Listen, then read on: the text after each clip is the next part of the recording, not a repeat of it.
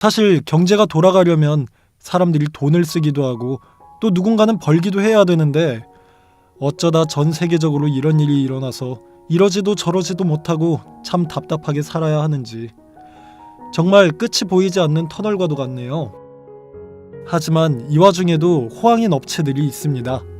바로 저희 가게입니다.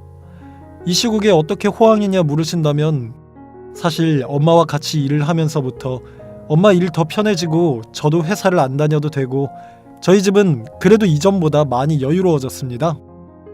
물론 몸은 바쁘고 일은 힘들어서 고되지만 그래도 돈을 잘 버니까 삶의 질이 상승했어요.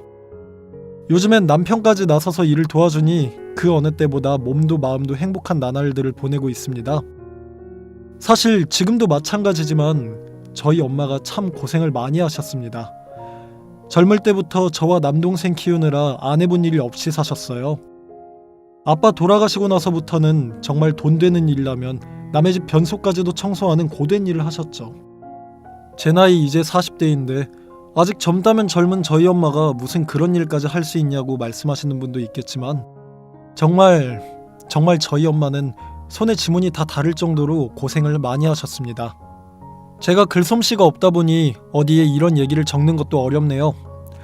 마음 같아선 평생 고생한 우리 엄마 박복선 씨의 자서전이라도 내드리고 싶은데 그럴 능력이 안 된다는 게 그저 죄송스러울 뿐입니다. 이곳에 엄마의 인생의 발자취를 남겨보고자 용기 내서 글을 적어보려고 합니다. 저는 집안에서 장녀이고 남동생이 하나 있습니다. 사실 저희 집이 다른 집처럼 엄청 화목한 집은 아닙니다. 동생은 학창시절 엄청난 사고뭉치였고 저 역시도 사춘기가 3개 와서 엄마가 정말 많이 힘들어 하셨거든요. 자식을 낳아본 적도 없고 결혼도 처음에 아내라는 역할도 가장이라는 역할도 전부 처음이다 보니 모든 게 서툴고 낯설었던 것 같습니다. 제가 얼굴이 뚱하거나 엄마의 말에 대답도 안 하는 날이면 화를 내면서 내가 너를 괜히 낳았어. 아니다. 결혼을 괜히 했어. 애초부터 나 혼자 그냥 살았어야 했는데 이놈의 결혼은 뭐하러 했어. 내가 이렇게 사서 고생을 하나 몰라. 또 뭐하러 애는 둘이나 낳아서 이렇게 개고생을 해.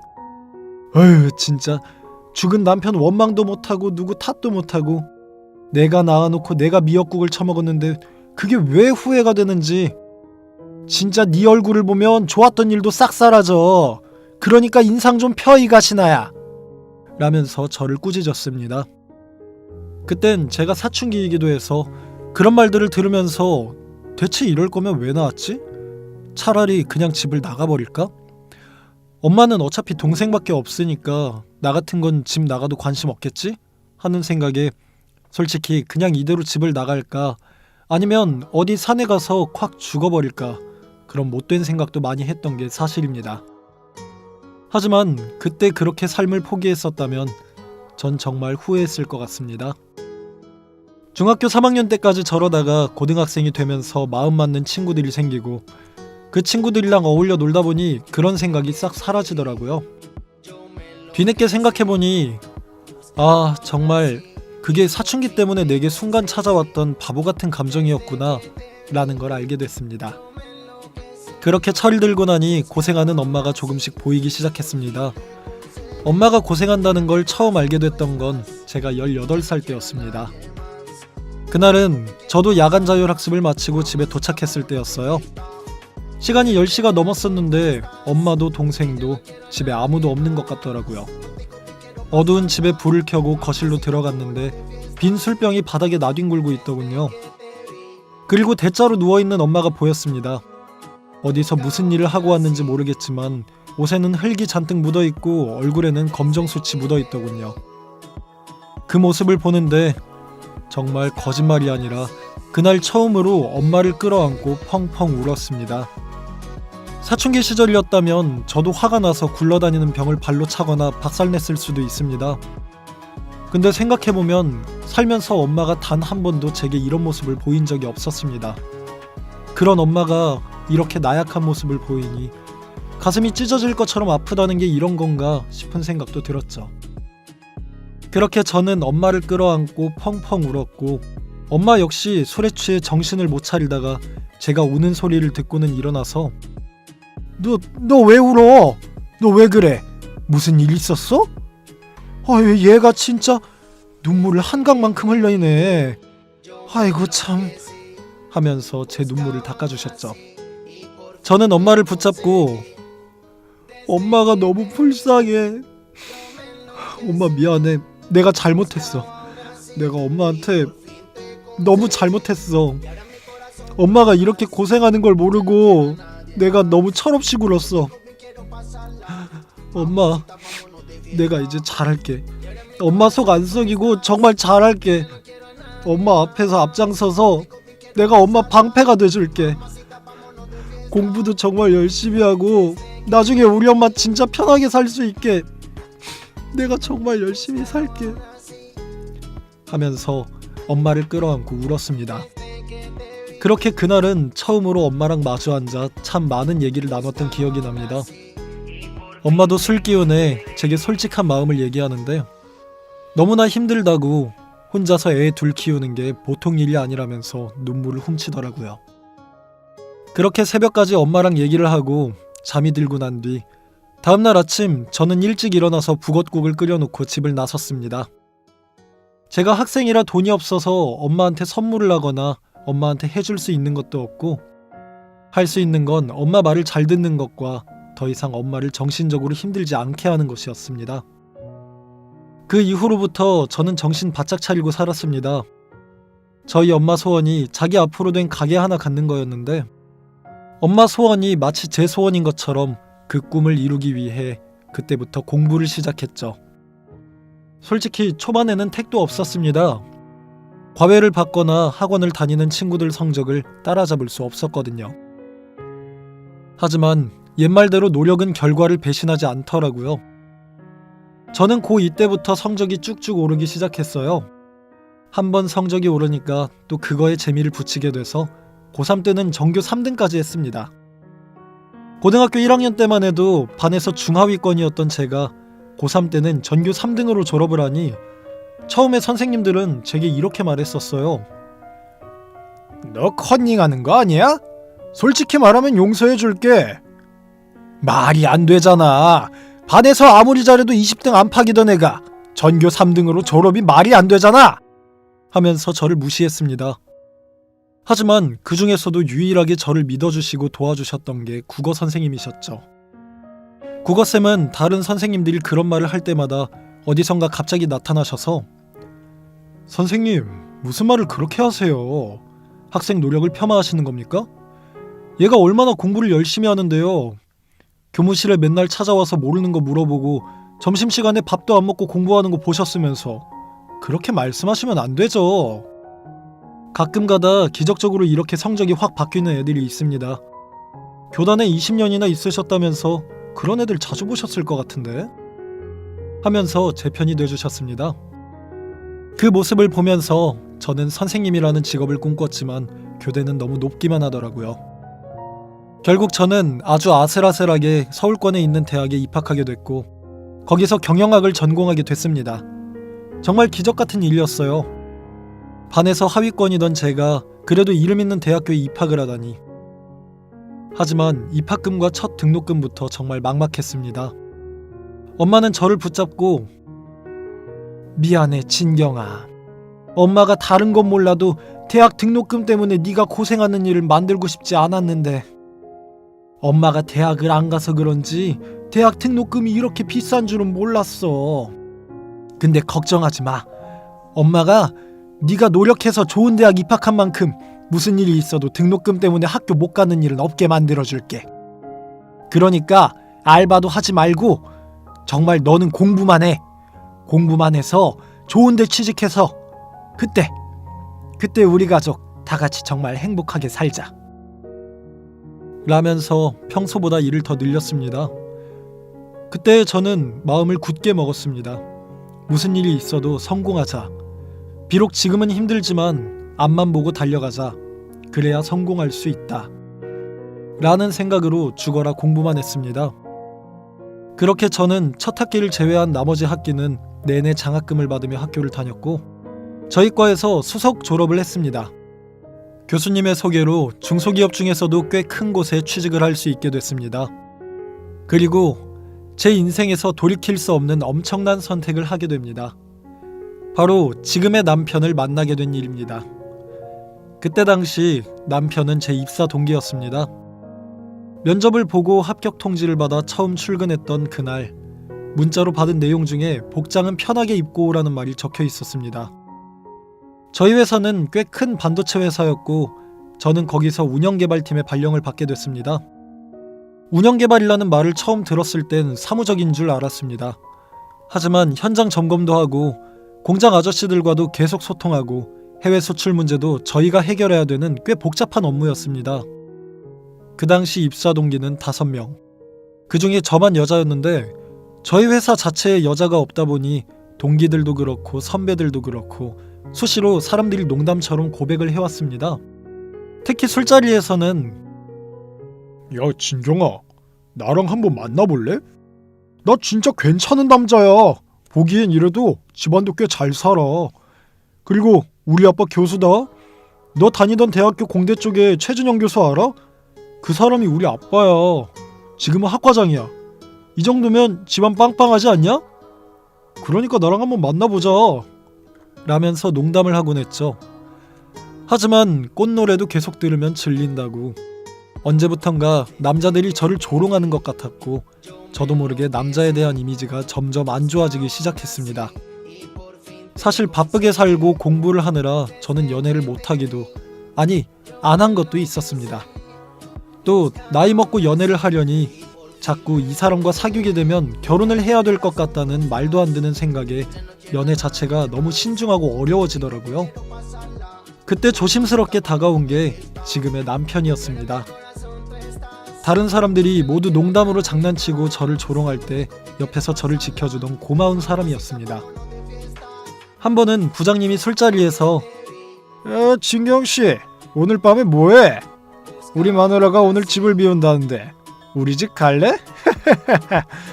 라면서 선 넘는 농담을 했는데 그 말을 듣고 갑자기 탁자를 쾅 하고 치는 겁니다. 부장님, 그거 성희롱인 거 아세요? 진경이가 왜 부장님 댁을 갑니까? 사모님도 이 사실을 알긴 해요? 이건 아니죠. 이거 제가 신고합니다. 핸드폰에 전부 다 녹취했습니다. 라면서 제 옆에서 저를 지켜주던 고마운 사람이었습니다. 마치 고등학생 시절 제가 성적이 잘 나오면 모두가 컨닝했다고 의심할 때 저를 유일하게 지켜주던 국어 선생님 같았습니다. 그 사람은 대놓고 제게 고백하진 않았지만 제게 호감이 있다는 사실을 확실하게 느낄 수 있었어요.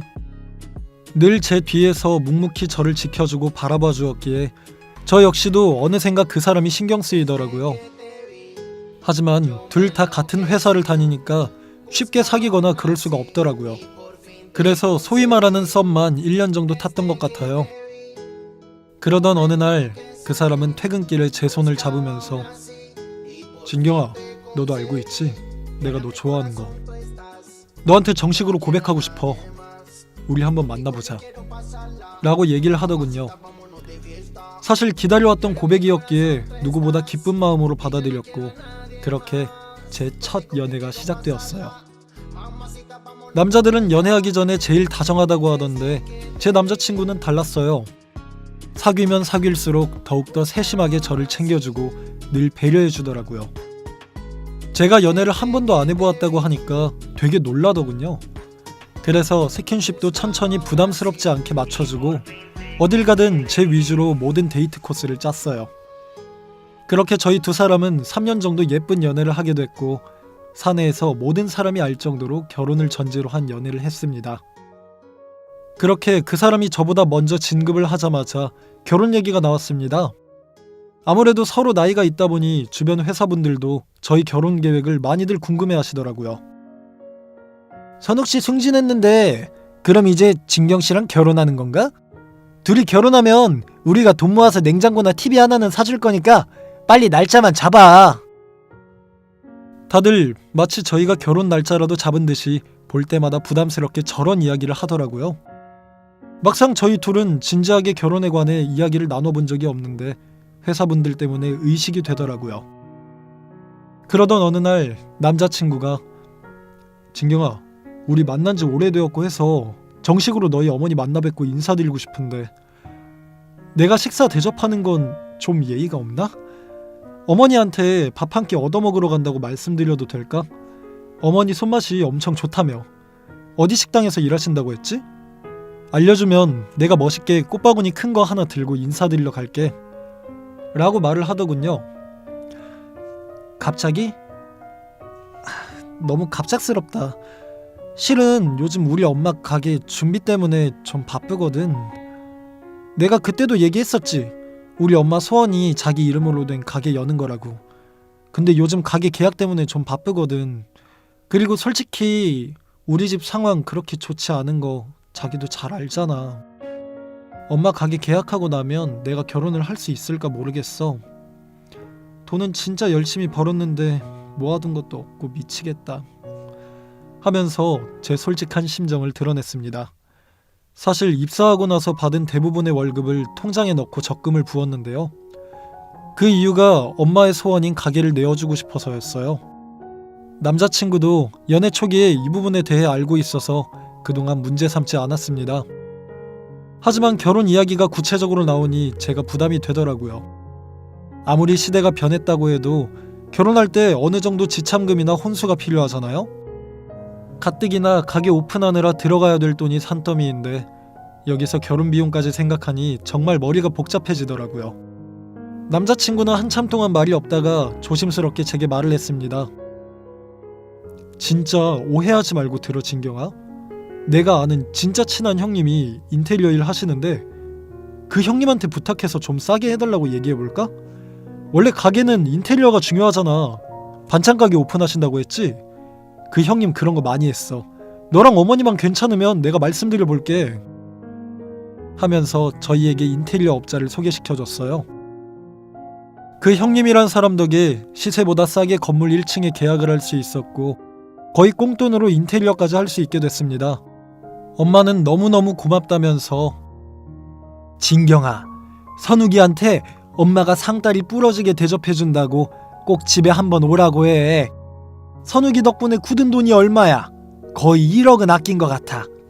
요즘 인테리어비도 너무 비싸고 우리 가게 있는 그 자리 상권인데도 월세가 엄청 싸잖아. 세상에 이런 횡재가 어딨니? 하면서 너무 좋아하셨죠. 그렇게 남자친구는 저희 집으로 인사를 왔습니다. 그날은 밤새도록 저와 엄마 그리고 남동생까지 넷이서 코가 삐뚤어지게 술을 마시고 결혼 허락을 받았습니다. 하지만 문제는 예비 시어머니를 만나러 가는 것이었습니다. 남자친구에게 가끔 얘기를 전해 들었었지만 시어머니는 어마어마하신 분 같았습니다. 솔직히 말하면 우리 엄마 보통이 아니야. 드센 것도 있고 돈 욕심도 있어서 딱 여장부 스타일이야. 그래서 아마 널 만나면 곤란한 질문 많이 하실 거야.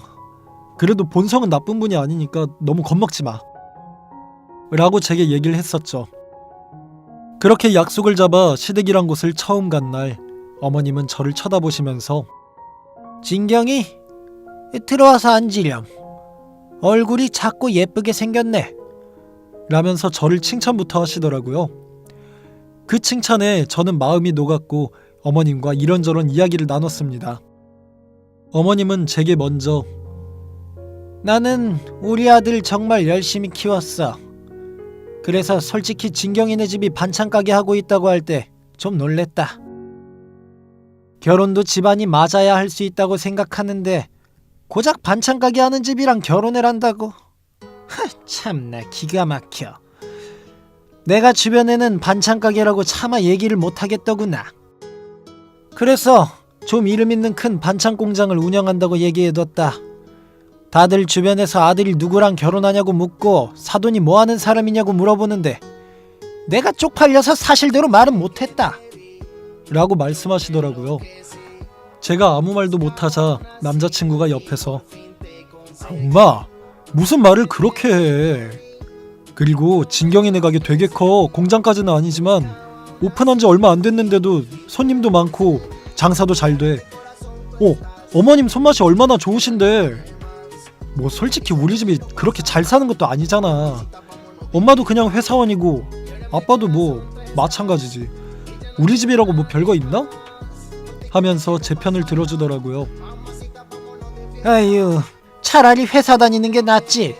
반찬 가게가 아무리 커봤자 구멍가게 아니겠어? 그리고 그런 조그마한 가게 운영해서 한 달에 얼마 번다고. 너 지금 옆에 있다고 편드는 것 같은데 내가 한마디만 하자. 넌 참 어쩜 여자를 데려와도 저런 애를 데려오니?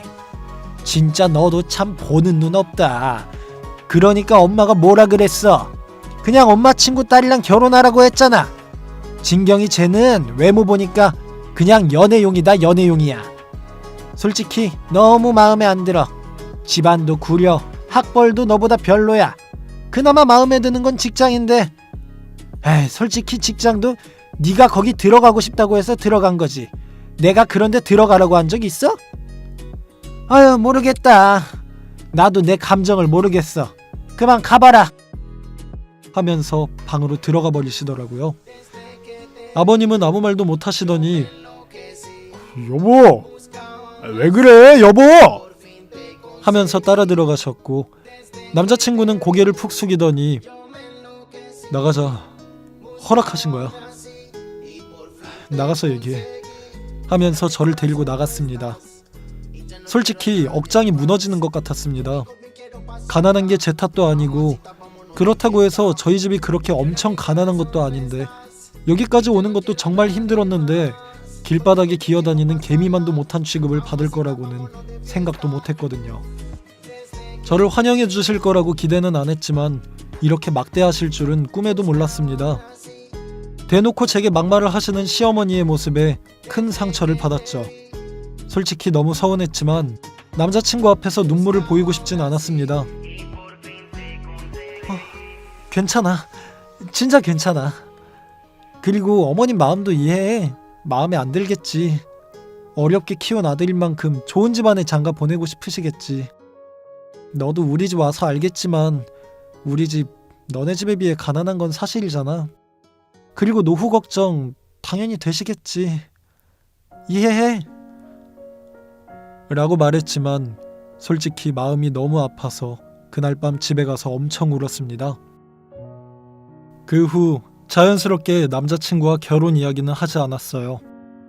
지금 이 상황에서 제가 혼수 비용이 하나도 없다고까지 하면 시어머니가 더 무시할 게 불보듯 뻔했기에 돈을 더 모아서 결혼하고 싶었죠. 그나마 다행인 게 저희 회사가 반도체 업계라서 월급은 좀 센 편이었거든요. 게다가 야근이랑 추가 수당까지 생각하고 1, 2년 정도 이악 물고 모으면 어느 정도 돈을 마련할 수 있겠더라고요. 남자친구도 제 결정에 동의하고 기다려주기로 했죠. 그날 이후 미친 듯이 일만 했던 것 같아요. 야근할 일이 있으면 제가 나서서 신청하고 모조리 업무를 소화했어요. 일찍 퇴근하면 새로 오픈한 엄마 가게 가서 일손을 도와드렸죠. 다행히 가게가 자리 잡기까지 많은 시간이 걸리진 않았어요. 보통 반찬 가게는 입소문이 가장 중요하기 때문에 첫 손님을 잡는 게 중요하거든요. 그러니 오픈 첫 달에는 엄마랑 저랑 정말 모든 식재료를 손질할 정도로 정성을 다해 만들었죠. 조금 수지 타산이 안 맞더라도 가능한 국내산 재료만 사용하고 양파랑 마늘도 직접 일일이 손질해서 준비했어요. 오픈하고 나서 두 번째 달까지는 적자였지만 그 후로는 조금씩 수익이 났어요. 손님은 많았지만 저희가 너무 좋고 비싼 재료만 구입해서 사용하니 남는 게 없더라고요. 엄마는 단순히 음식만 잘하면 잘 될 줄 아셨지만 식당이라는 것도 하나의 사업체이기 때문에 경영 지식이 필요했어요. 다행히 제가 경영학과를 전공해서 매출과 순이익 등의 회계를 봤죠. 처음에는 버리는 음식이 많아서 매출이 많아도 적자였지만 시간이 지날수록 딱 팔릴 만큼만 만드는 노하우가 생겨서 버려지는 음식량도 줄었어요. 그러니 하루가 다르게 순이익이 올라갔고 장사가 너무 잘 돼서 오픈한 지 1년 만에 확장을 할 수 있게 됐습니다. 그날 밤에 엄마랑 술 한잔을 하면서 정말 많이 울었습니다.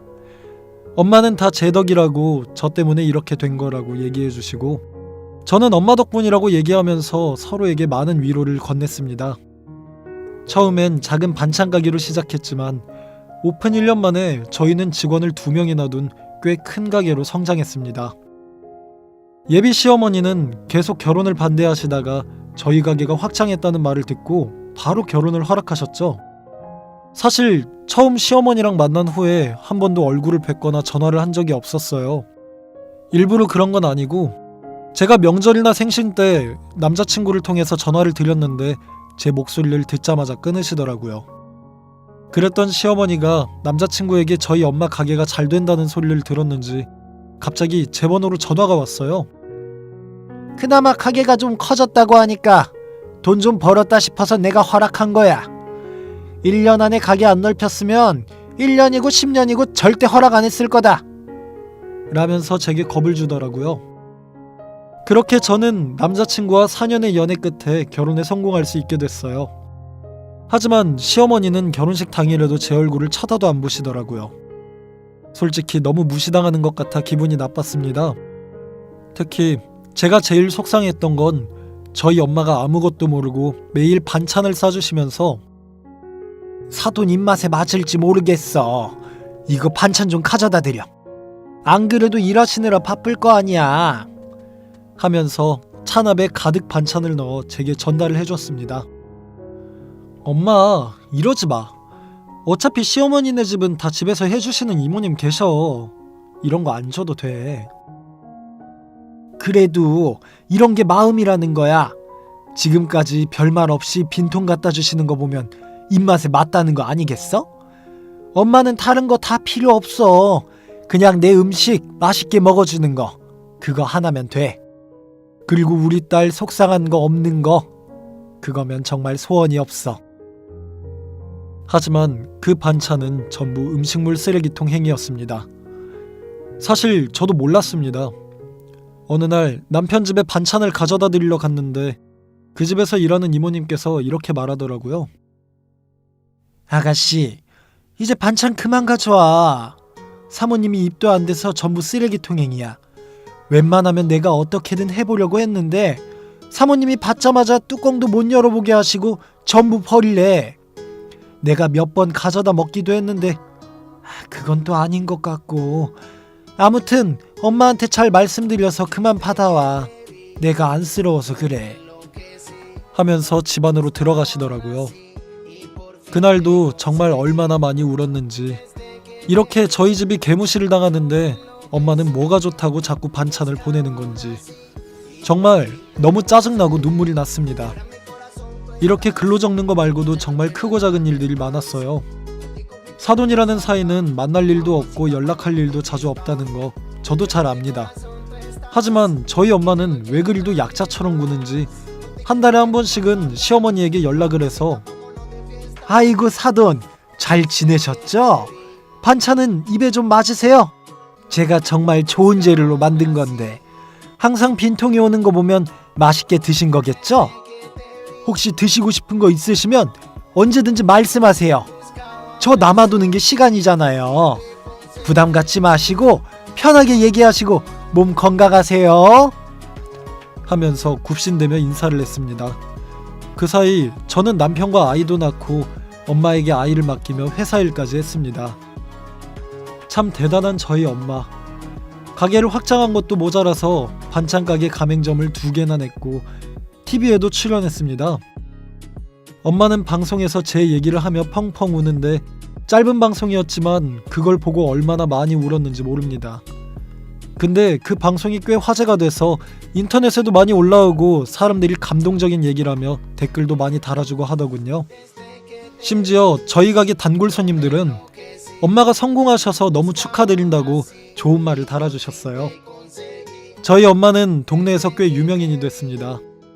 그 뒤로는 손님도 많이 늘고 저희 가게를 찾으시는 분도 꽤 많아졌어요.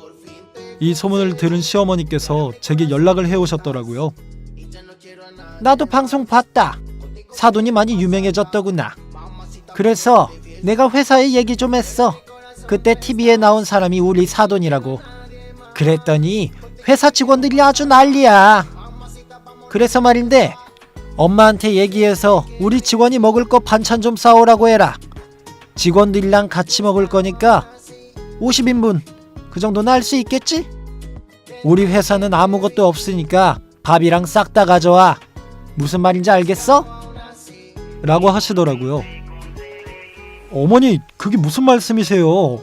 저희가 무슨 출장 뷔페도 아니고 50인분 찬압도 없고 그걸 어떻게 싸가요? 라고 했더니 옆에 있던 엄마가 제 전화를 뺏어서는 사돈이세요. 무슨 말씀인지 알겠으니까 걱정하지 마세요. 제가 잘 챙겨가겠습니다. 시간이랑 주소만 알려주세요. 하고 얘기하더라고요. 그렇게 전화를 끊고 나서 너무 화가 난 저는 엄마 진짜 왜 이래? 벌써 우리 결혼한 지 5년이 넘었어. 언제까지 이렇게 빌빌댈 거야? 대체 왜 그러는 거야? 나 너무 짜증나. 우리 시어머니가 얼마나 나쁜 사람인 줄 알아? 겉으로 보이는 거에만 엄청 신경 쓰는 사람이야. 엄마 반찬 가게 하는 거 쪽팔린다고 할 땐 언제고 TV 나오고 유명해지니까 또 이제 와서 저러는 것 좀 봐. 거기다가 사람 말하는 게 얼마나 싸가지가 없는데 말끝마다 엄마 무시하고 우리 못 사는 집이라고 욕하고. 나 진짜 그동안 너무 서러웠는데 남편 때문에 참았어. 근데 진짜 이건 못 참아. 우리가 무슨 저 집 종도 아니고 반찬 해오라면 해가야 돼? 나 이번엔 못 참아. 라며 다시 시어머니께 전화를 걸려고 하니까 됐어. 그만해. 이렇게 하면 너한테 미안한 마음이 생기실 거야. 세상에 나쁜 사람은 없어. 시간이 지나면 나아지겠지. 이번 한 번만 좀 참자. 엄마가 조금만 고생하면 돼. 회사 사람들이 먹고 또 맛있으면 우리 가게 홍보도 되고 얼마나 좋아. 어차피 우리 가게에서도 가깝다며. 다 좋게 잘 될 거야. 라면서 저를 말리더라고요. 심지어 시어머니가 반찬을 가져다 달라고 한 날은 다름이 아닌 4일 뒤였습니다.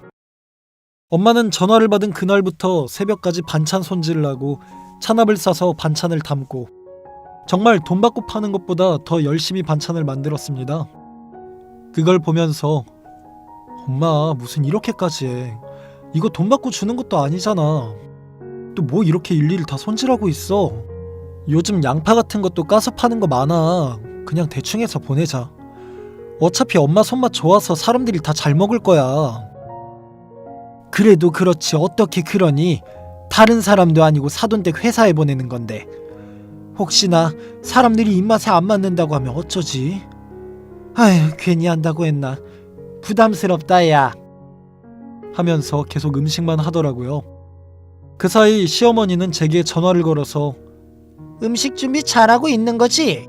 사람들이 엄청 기대하네. 하여간 대충 만들기만 해봐.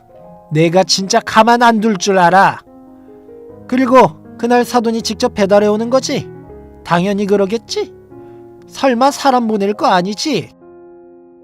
이왕이면 너도 같이 와라.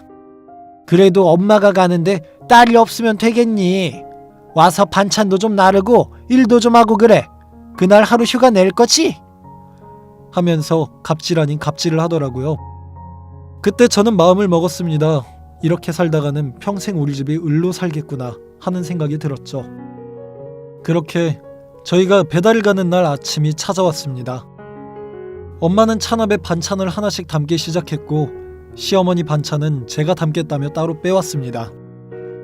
그렇게 용달까지 빌려서 시어머니 회사로 갔습니다. 도착해서 어머니께 인사를 드린 뒤 직원 식당으로 반찬을 옮겼습니다. 시어머니는 저와 어머니를 앞에 세워두고 이런 말을 했습니다. 인사들 하세요. 저희 며느리랑 사돈이에요. 그때 TV에서 보셨죠? 찢어지게 가난하게 살다가 반찬 가게에서 대박난 그 사장님. 여러분들도 할 수 있어요. 가난한 거 흠 아닙니다. 부끄러워하지 마세요. 우리 며느리 얘기 들어보니까 옛날에 먹을 게 너무 없어서 설탕물 마시고 그랬다더라고요. 그리고 진짜 배고플 땐 음식물 쓰레기통을 뒤지고 그랬대. 아이고 참 진짜 어찌나 배를 잡고 웃었는지 나는 상상이 안 돼. 아무리 먹을 게 없어도 그렇지 어떻게 설탕물로 배를 채우고 더럽게 쓰레기를 먹어? 어휴 정말. 아무튼 우리가 저런 거지 같은 인생을 살지 않으려면 어떻게 해야 된다? 열심히 돈을 벌어야 된다. 이거죠. 오늘 이건 제가 쏘는 거니까 편하게들 드시고. 하면서 저희 둘을 망신을 주더라고요. 저는 3층짜리 찬압을 꺼내서 어머니, 이거 어머니 건 따로 준비했어요. 직원분들 거보다 양은 2배로 준비했어요. 많이 드시라고. 제가 직접 담갔습니다. 저희 엄마 의견은 전혀 반영 안 했어요. 제 솜씨 좋은 거 아시죠? 제가 담근 거니까 남기지 말고 꼭 다 드세요. 아셨죠? 하면서 식사가 시작됐습니다. 직원들이 밥 먹는 모습을 지켜보던 시어머니는 직원들에게 박수를 받았습니다. 직원들도 너무 맛있는데요? 솜씨가 역시. 하면서 저희 엄마를 칭찬해 주셨죠. 그리고 마지막으로 시어머니가 가운데 앉아 찬압 뚜껑을 연 그때였습니다. 어머님은 어머, 이게 뭐야? 아니 이거 왜 이래? 하면서 손을 벌벌 떠시더라고요. 깜짝 놀란 직원들이 전부 시어머니를 쳐다봤고 모두 얼굴을 찌푸렸습니다. 팀장님, 음식이 그거 먹을 수 있는 거예요? 하면서 근처에 있는 직원들이 코를 막더라고요. 어머님, 드세요. 뭐 하세요? 제가 직접 담아온 거예요. 어머님이랑 딱 잘 어울리는 반찬이랑 밥인데 안 드시고 뭐 하세요? 라면서 어머님을 똑바로 쳐다봤습니다. 순식간에 시모 회사는 아비규환이 되었고 직원들은 자기 찬압을 들고 어머님과 점점 멀어지거나 반대 방향으로 자리를 옮기더군요. 그러더니 한 직원은 진짜 똥냄새 나요. 팀장님, 저쪽으로 가시던지 어떻게 좀 하세요.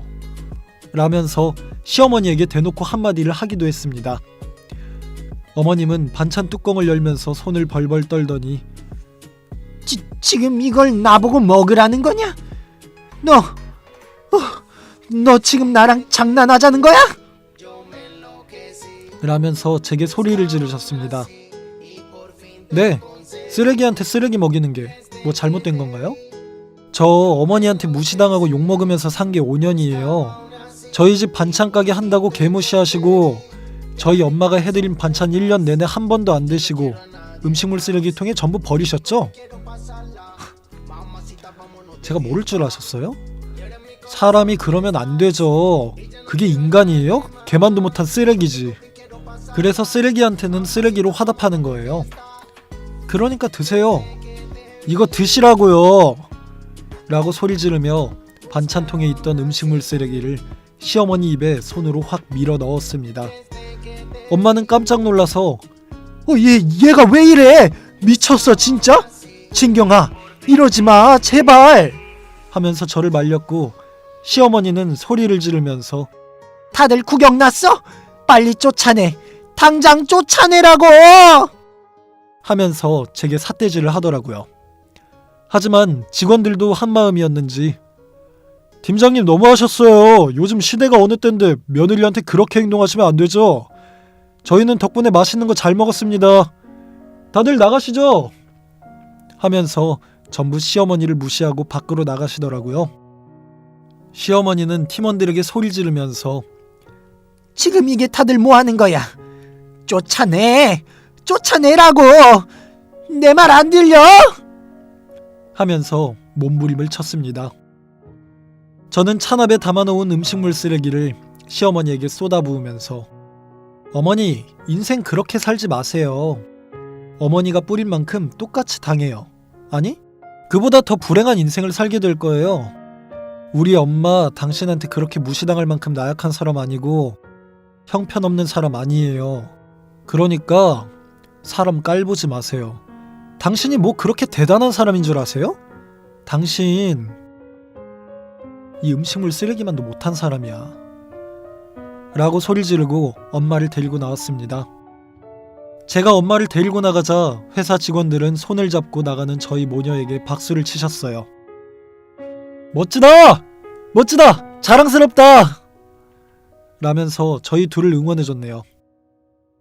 그렇게 한참 동안 차를 타고 가다가 엄마는 처음으로 제게 입을 열어 고맙다. 고마워 진경아. 라면서 참았던 눈물을 쏟아내셨습니다. 그 뒤로 시어머니는 저희 집까지 찾아오시고 저희 가게에도 찾아와서 난동을 부렸어요. 저희는 몇 번이나 경찰을 불러서 시어머니를 내쫓았습니다. 솔직히 남편에게 이혼을 당할 생각까지 했습니다. 하지만 제 남편 정말 고맙게도 저와의 이혼 대신 자기 어머니와의 연을 끊을 생각으로 저희 집에 찾아왔더군요. 당신이 잘못한 거 하나도 없어. 우리 엄마가 그동안 얼마나 장모님에게 못되게 굴었는지 내가 모르는 것도 아니고. 나 다 이해하니까 걱정하지 마. 앞으로 2번 다시 엄마랑 당신 마주치는 일 없을 테니까 우리끼리 그냥 행복하게 살자. 남편의 그 말 한마디가 얼마나 힘이 되는지. 그날 남편이랑 저희 엄마랑 셋이서 부둥켜 안고 펑펑 울었습니다. 그 일이 일어나고 저는 회사를 관두고 엄마 반찬 가게를 돕기 시작했어요. 직원을 더 고용해도 물량을 맞출 수가 없어서 아예 저까지 엄마 가게 일에 투입되었죠. 게다가 회사 다닐 때보다 엄마가 월급을 2배로 챙겨주셔서 일할 맛도 났고요. 일손이 부족해서 저희 남편까지도 회사 일이 끝나면 가게로 찾아와 저희 모녀 일을 도왔습니다. 그렇게 3년을 죽어라 일하고 나니까 정말 단순히 반찬 가게가 아닌 반찬을 제조하는 소형 공장을 운영할 수 있게 됐습니다. 동네 사람들이 많이 사가기도 하지만 저희 가게 매출의 대부분은 거의 배송으로 나오기 때문에 코로나가 와도 타격이 크지 않았어요. 오히려 다들 집에만 있으니까 주문량이 훨씬 늘어났죠. 물론 지금도 갚아야 할 빚이 산더미고 해야 할 일이 많지만 그래도 대표이사로 저희 엄마를 앉혀두고 이렇게 일을 하니 제 평생 엄마에게 받은 은혜를 이제야 조금 갚는 기분이 듭니다. 그 사건 이후 시어머니랑 연락하거나 만난 적은 없었어요. 남편이 얼마나 난리를 쳤는지 제게 따로 연락하거나 저희 가게로 찾아오지는 않더라고요. 시어머니 때문에 시댁에 3년 동안 안 갔지만 시아버지는 밖에서 따로 만나서 식사도 하고 용돈도 챙겨드리면서 잘 지내고 있습니다. 얼핏 듣기로는 코로나로 인해 회사 사정이 안 좋아져서 거의 잘리기 일보 직전이라고 하던데 속으론 쌤통이다 생각했죠. 시어머니가 몇 달 동안 강제 무급휴직 중이라서 돈이 궁하신가 봐요. 은근슬쩍 제게 돈을 빌리고 싶어하는 것 같은데 어린 반푼어치도 없지요.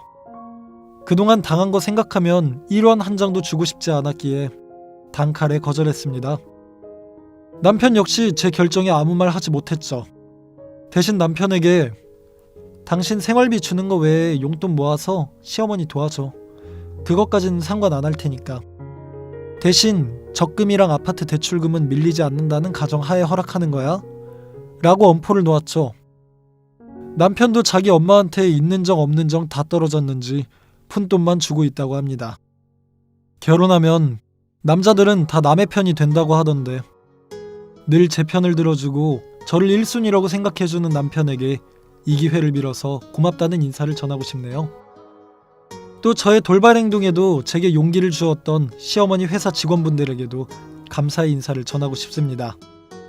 아마 그분들이 아니었다면 그런 용기가 나지 않았을 겁니다. 진심을 다해 감사합니다. 앞으로 초심 잃지 않고 반찬 가게 엄마랑 열심히 운영하면서 열심히 살겠습니다. 제가 원하는 건 가족들의 건강과 행복, 그것뿐이네요.